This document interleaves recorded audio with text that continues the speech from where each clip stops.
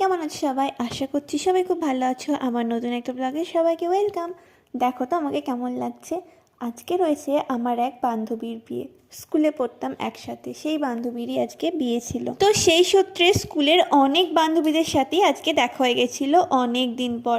তো বান্ধবীদের বিয়ে আর আড্ডা গল্প হবে না সেটা তো হয় না। আর এই যে আমাদের মিষ্টি কনে, দেখতে কিন্তু ভীষণ মিষ্টি লাগছে। তো এই ফাঁকে আমরা বেশ কয়েকটা ছবি তুলে নিলাম, আর ওদিকে কিন্তু বড় চলে এসছে। এই বাঙালি বিয়ের রিচুয়ালসটা না ভীষণ সুন্দর। তো এই যে সেটাই দেখছিলাম, আর এদিকে কনেকে নিয়ে যাওয়ার সময় চলে এসছে। সামনাসামনি না দেখা গেলেও এখানে কিন্তু স্পষ্ট দেখা যাচ্ছে, ওই যে লুকিয়ে লুকিয়ে দেখছে। যাই হোক, আমাদের কনে তো বেশ ভয় পাচ্ছিল।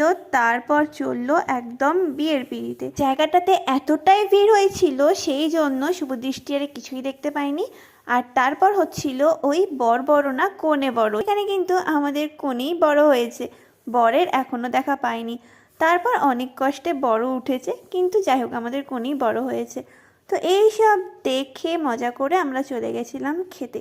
খেতে বসে আর কোনো ভিডিও নেওয়া হয়নি, তার কারণ এই যে সব বান্ধবীরা একসাথে বসেছি গল্প করতে করতে খাবার ভিডিও যে ছবি করতে হবে, আমি ব্লগ করছি সেটা একদম ভুলেই গেছিলাম। যাই হোক, খাবারগুলো হয়েছিল ভীষণ টেস্টি আর ভীষণ খিদে পেয়ে গেছিলো, সেই জন্য আরও ভিডিও করা হয়নি। তারপরে চলে এসেছি বাড়িতে। এই যে এত সুন্দর সেজে গুজে গেলাম, এখন এই সব সাজ আবার তুলে ফেলতে হবে। এইরকম কেন যে হয়, যদি এই সাজগুলো থাকতো মুখে কতটাই না ভালো হতো, তাই না? যাই হোক, চলো আমি আমার এই মেকআপটা রিমুভ করে ঘুমোতে যাই। আর তোমাদের সবাইকে গুড নাইট। দেখা হচ্ছে নেক্সট ব্লগে। টাটা।